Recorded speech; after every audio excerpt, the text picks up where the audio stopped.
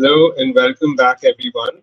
Thank you for joining us for episode 8 of the Designing for the Desert webinar series, where every Sunday at 2 p.m. the White Band, we explore how design, innovation, and sustainability come together to shape the future of arid region living.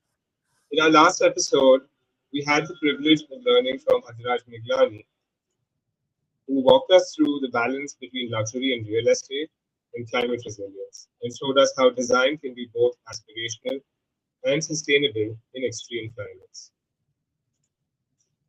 Today, we're honored to be joined by Sandra Woodall, an award-winning architect, urbanist, and sustainability pioneer.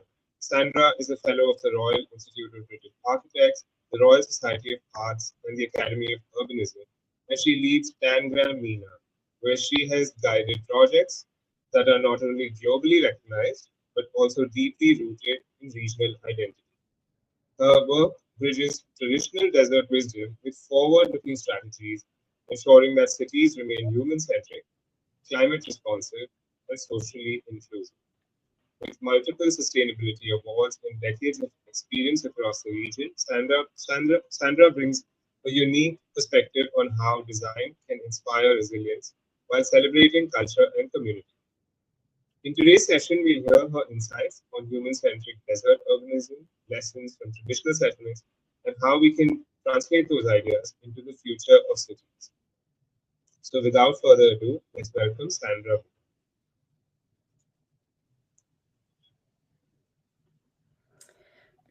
Thank you so much. It's a pleasure to be with you here today. And hello, everybody. I've lived and worked here in the UAE for over 50 years. So today, I hope to show you how the UAE's journey and the contemporary application of traditional desert urbanism has shaped my work and how it can guide us, all of us, towards more sustainable cities and communities, along with a more resilient future for us all.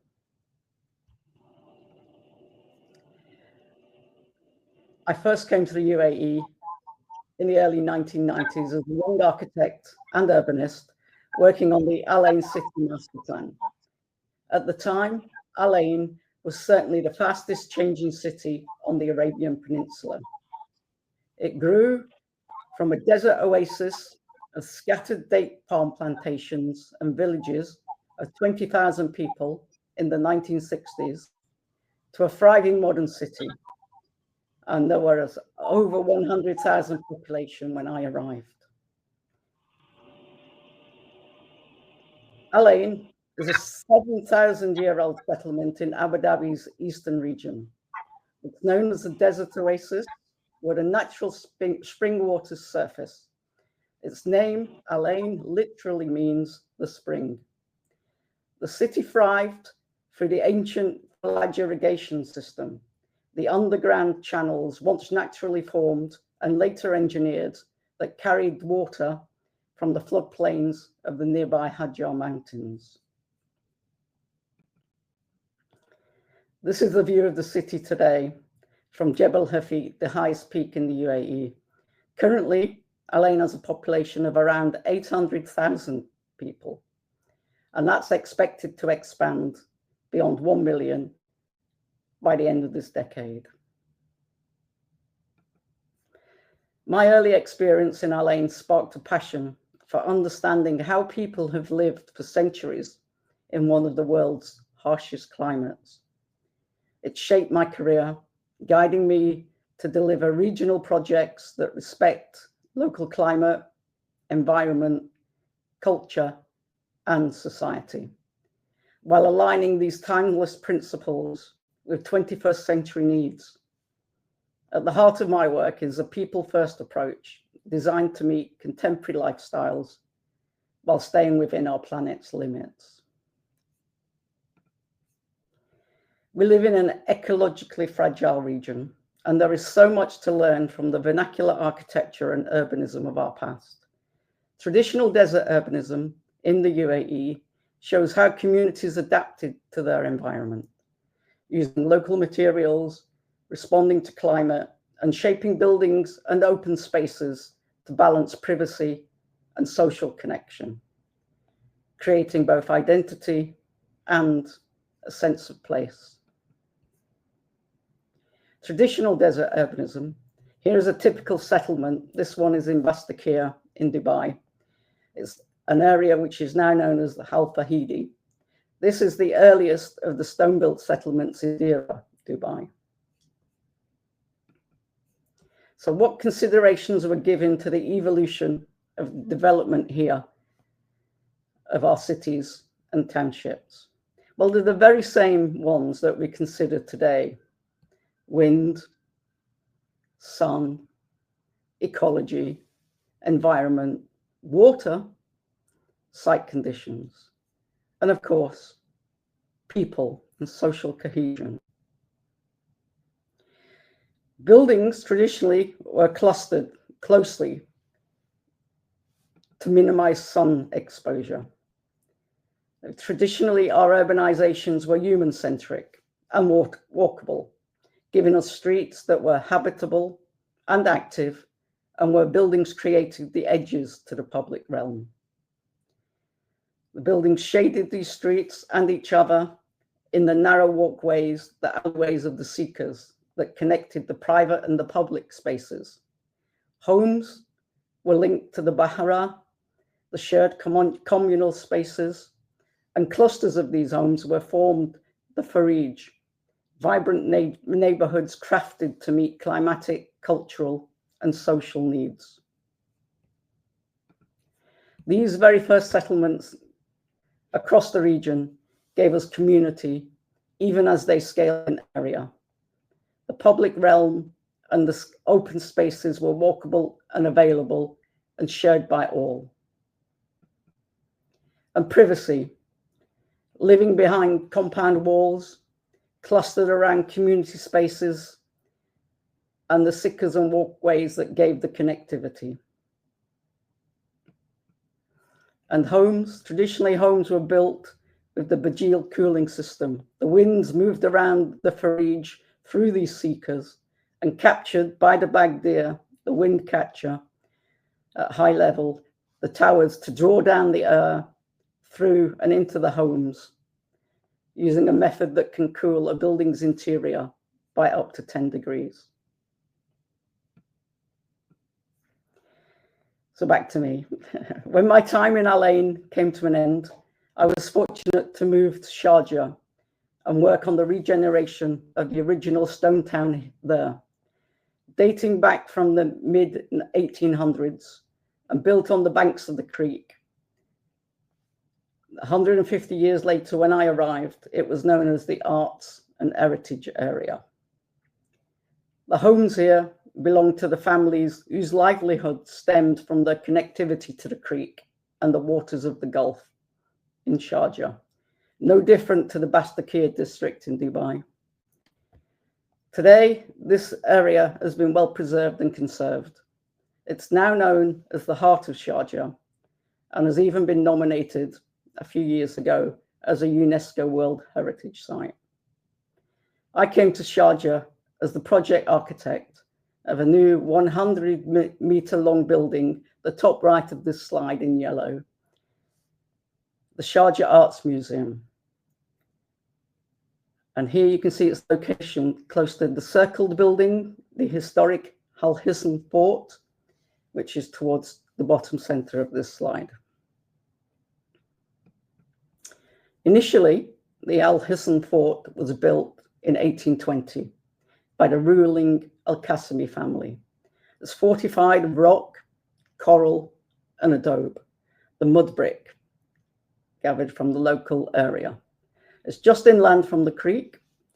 And by the mid-1840s, the development of Sharjah's first stone town commenced around this area, on the shores of the Gulf, where the livelihoods of the people who lived there at the time, they thrived from fishing, pearl diving, and trading. The fort was partially demolished and in the 1970s, and then restored and reopened as a museum in 1996. It was at this time that the Sharjah Art Museum was being developed. before we used CAD. You see, our drawings were very much hand-drawn. It was the first purpose-built art gallery in the region, with a design that followed the traditional aspects found in the area. The wind catchers, solid fabric, the coral stone. And it was opened in April of 1997 to hold the third Sharjah Arts Biennale.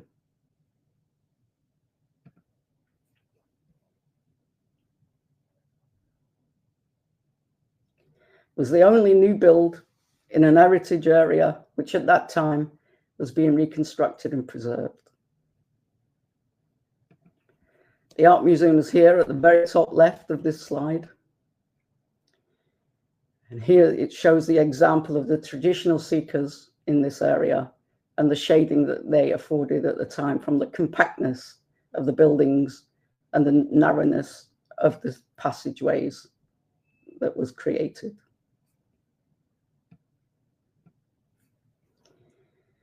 This is a reconstructed home originally built in 1845 in this area. This was built by the Al-Shamsi family, pearl traders, and is now a museum preserved to show how they would have lived at that time. I was fortunate to spend my time here getting an understanding of traditional materials and building methods, working primarily with stone and timber under the very watchful eye of the government's eminent archaeological advisor, Dr. Azawi. Typically, locally sourced coral stone and date palm trees were used, and teak, which was often imported from India for the main entrance doors. These were hand-carved locally with patterning to ward off the evil eye and with personalized motifs to identify the families who would live privately and securely behind them. Here's the Al-Shamsi home. Sadly, though, none of the homes in the original Farij have been reoccupied with their original uses. Today, the area is filled with hotels, offices, and museums, showcasing a window to a traditional way of life, a way of life that's no longer common and is even outdated. Modern lifestyles have shifted. Families live differently now, and often with a weakening sense of place, of connection to the past, and of the community bonds that these early townsfolk once enjoyed. Today, the area has been well preserved. It's now known as the heart of Sharjah and is available for all of us to go and walk around and visit the public buildings there. It's such a wonderful experience. Over the last 2 generations here in the UAE, a hydrocarbon-fueled growth that's fast-tracked centuries of urbanization into just decades. We've seen, and certainly here in Dubai, the population which has doubled 80 times since the 1960s, and a built footprint which has grown over 170 times in that same period of time. So as an architect and urbanist, in the time that I've lived and worked here, I've witnessed entire modern cities rise from the desert. I'm deeply grateful for those formative years that I experienced. They shaped my understanding of local desert urbanism, traditional building techniques, and of course, the Emirati people. Experiences that few others arriving later than me may have had the privilege to gain. So what does contemporary desert urbanism look like today? Well, in some instances, individual designers have reflected on the traditional principles of climatic responsive designs. Here at the building level, buildings we probably all recognize, perhaps with some very, very successful results. Privacy and light diffusing screening from the traditional mashrabiyah of old. Here we have a contemporary twist. And then maybe at the grand scale, Jean Nouvel's Louvre Museum in Abu Dhabi brings in these traditional principles with such astounding effect. But few of these new developments in urban areas have attempted to recreate the traditional Farid, with the massing, the shading, the public-private connections, courtyard inducing microclimates, walkable communities or neighborhoods. But here, let's look at a few good examples. This is One Central between Trade Center and Emirates Towers on Sheikh Zayed Road in Dubai. This is a scheme by Hopkins Architects. It achieves all these principles, done looking very, very contemporary to satisfy the 21st century taste, maybe. And here at Gate Village, the other side of Emirates Towers, this area master planned by Gensler.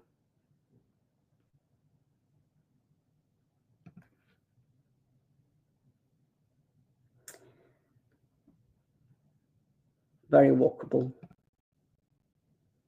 And then here in Saudi Arabia, at a campus scale, this has shaded and welcoming entrance, a public realm that invites you in. It has a compact campus layout designed like traditional desert cities to reduce heat gain on the surface area and sun exposure, and to shorten walking distances between elements of the campus. It has passive ventilation, which gives us the Burjeel system, with souk-style walkways, shaded, passively cooled pathways, dramatic light, and social gathering spaces. And the wind towers. Here, the wind towers, the Bagdir, the vertical shafts that draw in cooler air pressure, pressurizing the warmer indoor air to push it out. This method can reduce the internal temperatures by up to 10 degrees. And we have here Mushrabia-inspired screens, shading systems which reduce heat entering the spaces from windows and skylights and creates filtered light effects to add to the atmosphere. The Bahara and the courtyards in this campus create microclimates to allow people to gather and use outdoor spaces with much more comfort. And at the city scale, of course, very well published is Masdar City by Fosters and Partners in Abu Dhabi, incorporating all the various elements of the traditional strategies that we've discussed today. And here in Doha, in Qatar, perhaps a very successful example of recreating a traditional Farid at Mishrib. The master plan was by Allies and Morrison, offers 31 hectares of development with over 100 buildings, a permanent population of 2,000 people with a daily influx of 20,000 to work in the offices and hotels, etc. Total footprint of 750,000 meters squared. This area uses traditional courtyard house principles.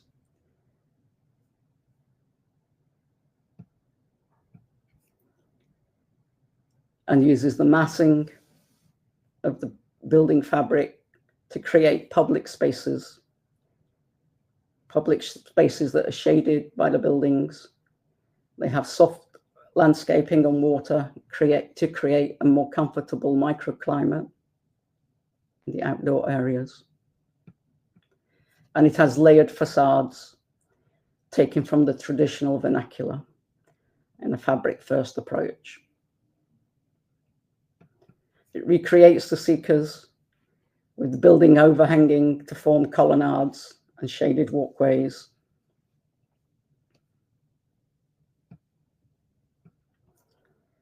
Utilizes tree canopies and water for cooling. And the bahara here can be shaded with a retractable roof, which can be opened in the evening to enjoy the starlight and moon above. And at the building scale, here in Doha, you can see using a very limited palette of simply used traditional materials. This is the Juma Masjid by John McCaslin Architects, the Friday Mosque.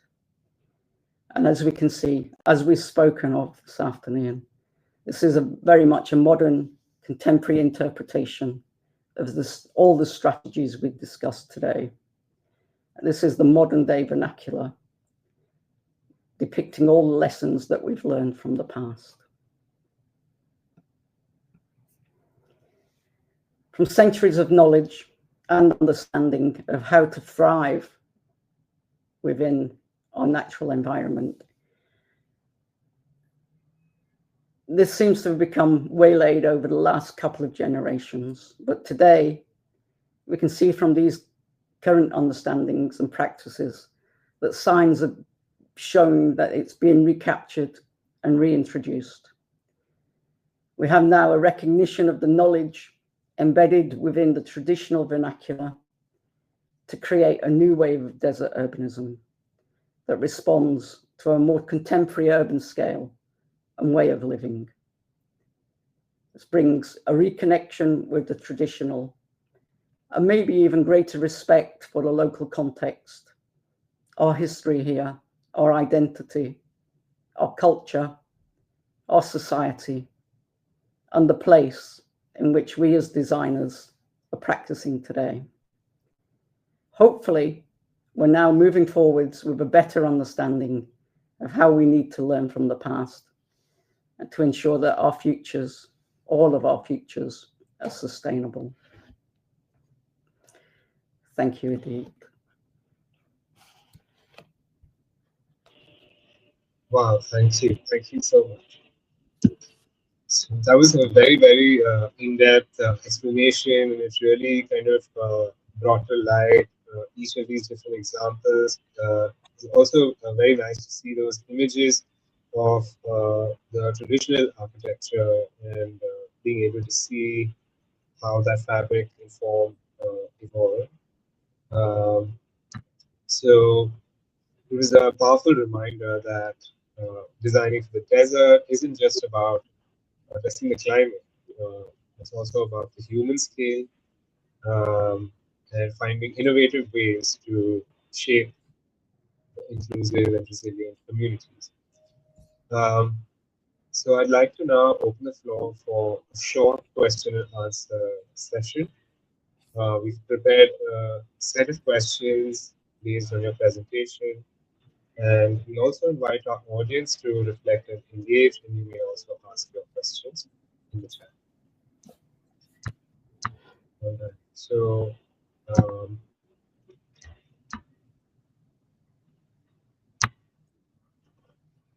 our first question is, when you first arrived in the UAE and saw Al-Ain, what was it that struck you most about how communities adapted to the desert? Al-Ain, in those days, it was in a very much a transition period. So there was still a historic way of living. People still, in terms of urbanization, we had the homes, the villas, with a street frontage which was active, and people would walk and play, go to the shops, park their cars, etc. And behind the street frontage, behind the homes, we still had spaces where the homeowners would keep their animals, the chickens, the goats, the camels, etc. It was still a leftover from a bygone day, which urbanization it's totally washed away these days. So I know that even though there was this sort of strict planning rule for the way that the city was developing, nobody actually told the animals. And so very often I would wake up every morning to find my neighbor's goats standing on the hood of my car, the goats and the animals didn't want to stay behind the homes in their allocated spaces. They very easily escaped and come to visit and live with us in the front of the homes. So it was very much not just the people-centric, but a life-centric. Yeah, because of course, as well as the water and the creek being the lifeblood of what we know here in Al Ain, the water from the drainage from the Hajar Mountains being the lifeblood, but also we have animals and flora, and we need to live side by side, and we did that back then. Today, a lot of that's erased, and it's just streetscape, concrete, hard pavers, less easy to live a human way than it was previous, I think. Yes, interesting. So that actually brings me to the next second question, which was about how does one balance uh, the urban growth, the rapid urban growth, along with the traditional desert urbanism principles. At least principles of how things happen traditionally. Yeah, I think we can see from the examples in Doha and Mashrib that very much we can have a very livable urbanization with today's living in today's terms compared to how we used to live in the past. We had a gap, maybe a generation or more in the region where we had a lot of imported ideas. Which didn't quite work as well. They may have worked in Melbourne or New York or London, but they didn't work here in the desert as well as they did there. So I think as designers, we need to reflect on the context, on the location, on the needs, not just of people whose daily lives we may not differ our daily lives and tasks from what we do here living in the desert, from what we do living in major urban centers of the world in the West, etc. But we do it differently. We can live differently because we've shown that we've done it in the past, and it's a more, I suppose, a more calming and peaceful way to live when you're surrounded by nature and animals and plants and things that help humans grow as well as the planet grow. Right, right. So the next question is a technical question about how we might be able to reapply one of these strategies like the flood irrigation system. There's a deep ecological wisdom in that, and in the modern city, how would we reapply such a water sensitive strategy? Yeah, I mean, originally the fallage started as a natural system of underground waterways, the tunnels, etc. But that has been recreated in engineering terms later. And still today, we need to introduce more ways of doing this to combat the current climate crisis that we see. We have much more extreme weather events today, and in this region we have suffered recently from very heavy rainfalls and the water having nowhere to drain to quickly enough to stop it from damaging not only our infrastructure but disturbing our lives, and even the homes. Rains and storms can bring displacement of people from the homes and the communities. So we need to look at how we can do that more. And it's not just concrete, it's not just an engineered product. We can look at the blue and green infrastructure that we introduce wider into our communities and neighborhoods, so that, for example, surface water, rainwater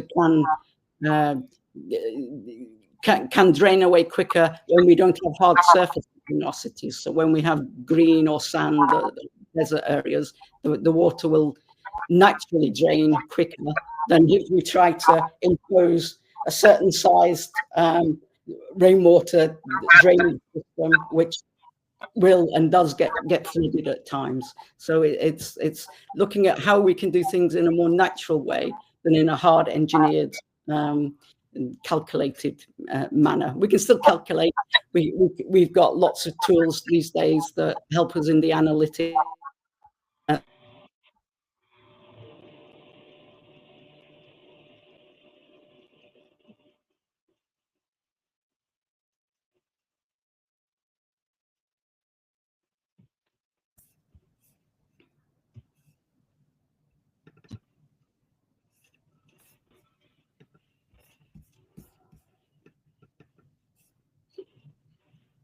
My apologies. I had a bit of a network problem just now.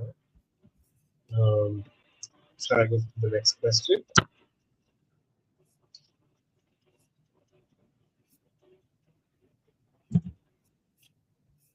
Am I audible? Yes, I can hear you. Carry on, please. Yes. So my next question is about the arid model with Sikka, Baraha, and communal spaces was inherently human-centric. So in contemporary living, how might we be able to adapt or use some of that wisdom from the traditional world? I think what we need to do more of these days is to think how we have compact clusters of homes with the amenities locally available, the open spaces, the access to the groceries and retails that we need daily, the access to office spaces and clinics and schools, etc. Effectively looking at what the 15-minute city brings to us. We've had that in the past. We've lived and worked here in the past under those with those parameters and delivered those. It's just that we need to think more locally and more community neighborhood based than perhaps at the massive scale, the city scale and beyond, which we may have been concentrating too much in order. It's the individual places where the people live and work. Make those livable, make those walkable, make those accessible to all in that neighborhood. And then it will bring us greater fruition, greater sustainability for the future. Right. So in the traditional desert settlements, they created microclimates for outdoor comfort as well. Some of the images you shared have those really narrow streets, bringing the buildings close to each other and creating an outdoor street. So could you tell us a little bit about how we can realistically bring this back? While the the urban fabric does have larger, wider pathways or open spaces. Yeah, it's very important. The introduction of the courtyards, as well as the walkable street. So you can shade your streets. We can see from the Doha example how that can be done by buildings, by colonnades, by tree canopies. We can, so we know we can do this. We've got examples where traditionally everyone would have a courtyard. And there'd be private courtyards, and then the much larger bahara, the public communal spaces. There, the introduction again of green. I mean, almost 20 years ago now, Tangram, we delivered the Dubai government's very first building, which had a green roof. Green roofs and green walls, of course, which we see more and more of today. So living walls, living roofs. Every 10,000 square meter of living roof reduces the internal temperature of the building by 3 degrees. So that, along with natural cooling type of ideas, which we showed, the Burjeel, and the Bagdir, which can reduce internal temperatures by 10 degrees, that's given us great savings. And it's we look at it more as passive design. So if we design passively, we have to introduce less systems within the construction of our buildings to make the internal comfort levels bearable for us as humans to live in.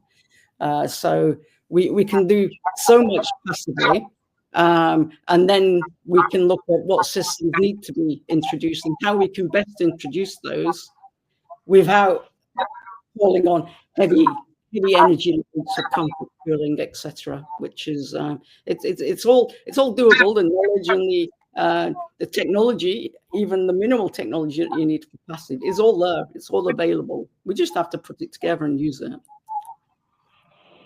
Absolutely, and hopefully that's what we're able to do. Many new developments revive elements like mashrabia and courtyards. And is there any vernacular design feature that you feel deserves more attention today than any of the others? It's the passive strategies. When we get all those, which they got right in the past, they automatically knew when they were building their homes, which way the wind direction was, what direction the sandstorms would come in the summer months, like when the Shimal winds were moving. So they knew how to develop their environment, the built environment, to suit the natural environment and make it livable. So it's just more of that, really, more thought going into the place, the context, the locality, and what the actual needs are for that area, rather than just importing an idea from somewhere else because it works well somewhere else, it looks good, and we want one.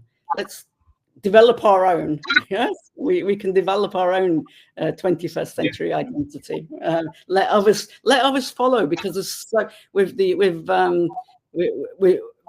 temperatures rising globally, more and more countries and areas around the world are extreming much higher temperatures than they have previous. So they perhaps can now start to look to us to see what the models are to deal with that extreme heat.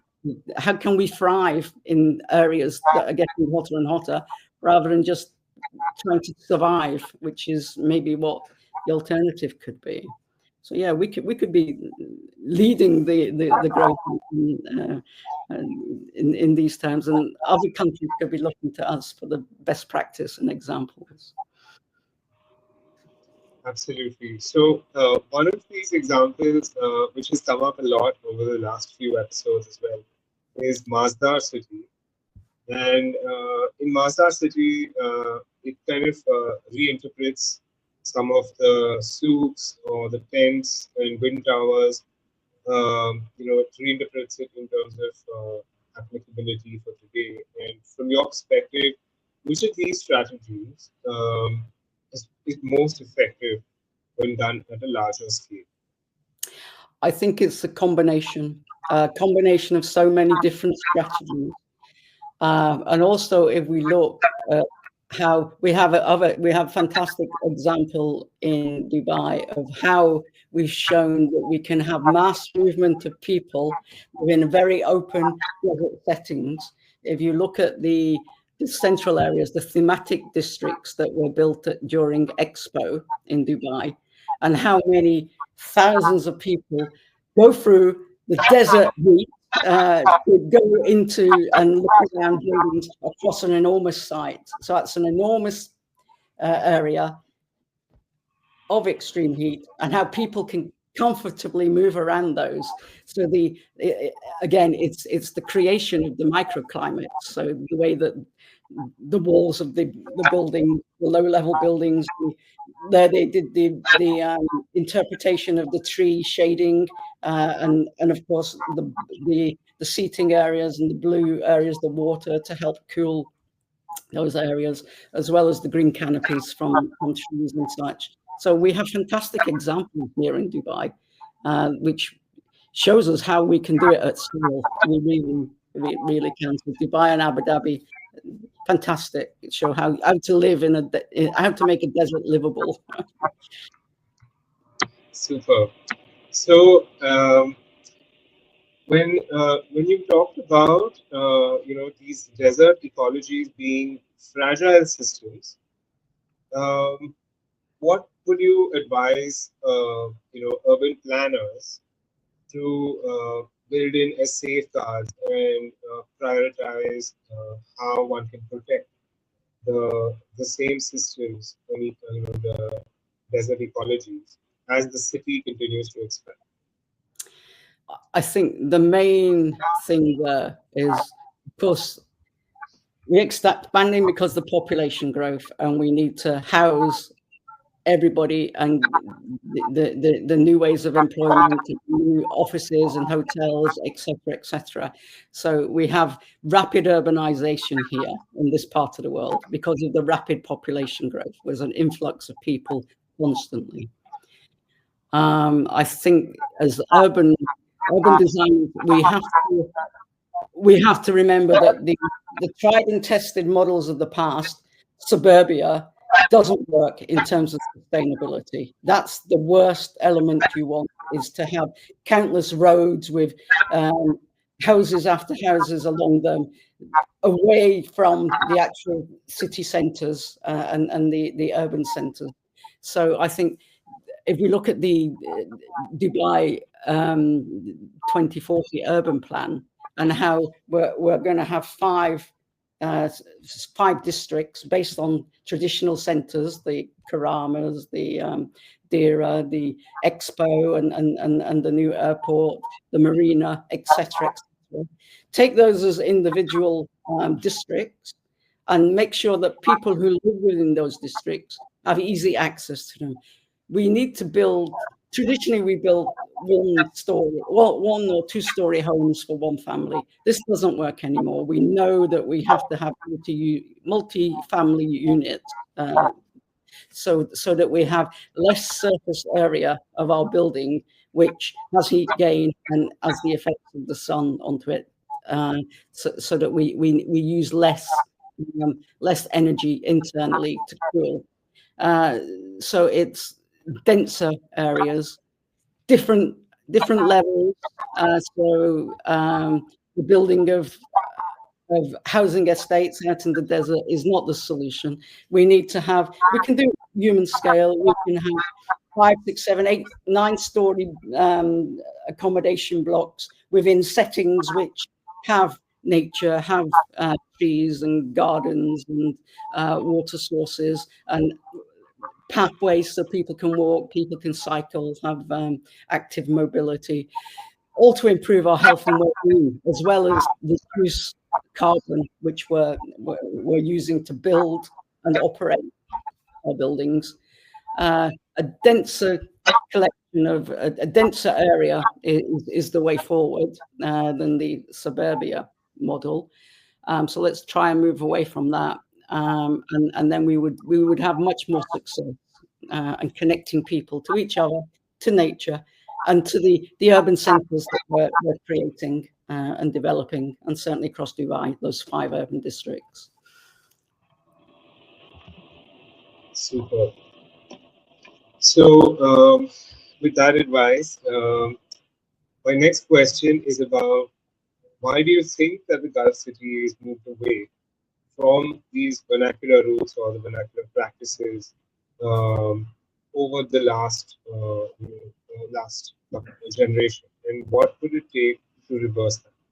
Yeah. So, I mean, is that something that's possible at all? If it is, how would well, if we look at the reason, I think the reason's still there. The reason we moved away from it was hand-built, it was natural resources sourced locally, it was a low quantity of deliverables. The hydrocarbon dollar brought an influx of people, need to build faster and more, so we couldn't use the traditional methods as easily for the speed of construction that was going on and for the scale of construction that was going on also. So we turned to more, I mean, from the late 1950s onwards here in the UAE, we started to use concrete and very large areas of glass, very large panes of glass, etc., which we'd never used before. So it was the influx of all those things combined, which created over a generation of development, which was so disconnected from previous. Okay, we still have massive population growth, so therefore the rapid urbanization is still needed. We just have to look at the ways how we deliver it, better, reducing the carbon that we use, the concrete, etc. And if we look at, again, the machinery development in Doha, that's a great example of what can be done today, based on looking at the Shibam model from the 1600s of what we did do in the past, and look at the difference. What's the difference? It's there's very, very little. It's just a tweak, and we can see the modernity in the machinery and the traditional Arab desert urbanism in the Yemen project, the Yemen scheme. So we have the technology, we have the know-how, we just need the drive to do it, to create cities that look like they belong here because they're connected to the past, not look like they belong to different other countries because they had a different tradition and a different way of building. Let's be proud. Let's recapture our identity and move forwards with doing things differently than we have this generation or so. Super. I think that summarizes really well. And, I think it sounds hopeful that it's possible. Um, so, as co-curator of the Riva Gulf chapter, Sustainable Development Series, what case studies or lessons stand out as most relevant when it comes to desert urbanism? Yeah, we hold webinars, exhibitions, talks, etc. Very, very early days. Our very first two case studies were Masdar City and Mishreb in Doha, and that continues to be the exemplars that we set. Today, we're looking at Masdar and Mishreb through new eyes because we're looking at the decarbonisation. We've already experiencing in Masdar net zero carbon buildings. Those have come online already. So there's a development within this whatever 15-year structure that's already been developed. So we're seeing a more modern development, a more active way of addressing the concerns of today. So it's the evolution of these schemes is making sure that they are still top of the list for us to keep revisiting for different reasons, many reasons, and why. So there's a very, very much. We've had walking tours of both areas. So we've invited people along, and they've been. We've had the designers and the clients talking to us about the areas and different elements, things that you don't get off the pages of the magazine and the etc. So those are fantastic examples, but there's many, many more different scales, as you saw from the presentation, from the interior, the building, the community, the neighborhood, and the city. We have such great examples of how to do and why we're doing it. So let's just keep going. There's so much for the sustainability series to continue going. It'll keep me busy. So my final question to you is, looking ahead, if you had to define future desert urbanism in one sentence, what should the next generation of designers focus on? I think, I don't know if it's one sentence. Knowing me, it probably won't be. The primary concern for looking at how we develop in the future, of course, we have net zero carbon, but also we have health and well-being. Our built environment needs to create improvements on how not only how we live, but how it affects our health. So we need more ways of removing the pollutants from the air. We have some days across the world, it's a global problem. We have terrible air pollution. So we need to protect ourselves from breathing this in. So we can do that in the process of creating it in the first place, but also if we have more trees and shrubs and grasses, they help us clean the air. It introduces biodiversity, so there's more and more living things around us. Like I said earlier, it's all hand in hand with nature, people, and planet. So creating health and well-being within our urban environments as we move forward. I think that's a new set of eyes that we need to start to put into our different layers of creating urbanism. So that's a priority for me, certainly, and hopefully for many others. Thank you very much.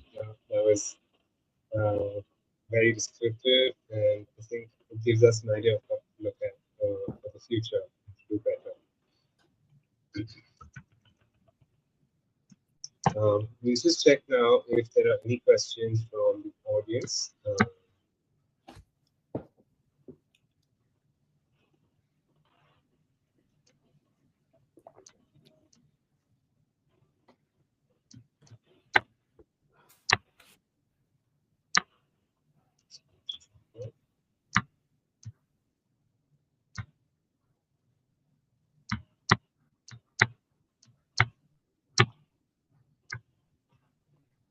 All right, so if there are no more questions, I think we'll wait for more questions to come in on LinkedIn. This is, of course, going to be available for the audience to look at, and there will be questions coming in over the next week or so. So, with that, thank you once again, Sandra, for sharing your expertise and vision with us today. Your reflections on human-centric desert urbanism, from the wisdom of traditional communities to the innovation of contemporary projects, gave us a lot to think about. It was inspiring to see how sustainability, culture, and design leadership can come together to shape better futures for our city. And to our audience, thank you for joining us in this journey of learning and dialogue. The Designing for the Desert series is about uncovering fresh perspectives on how we can adapt, innovate, and thrive in arid regions and truly carry that spirit forward. We look forward to welcoming you again for the next episode, where we'll continue exploring new ideas at the intersection of sustainability, design, and resilience. Until then, stay curious, stay climate conscious, and keep designing with purpose. Thank you. Thank you, sir. Thank you very much. It was a pleasure.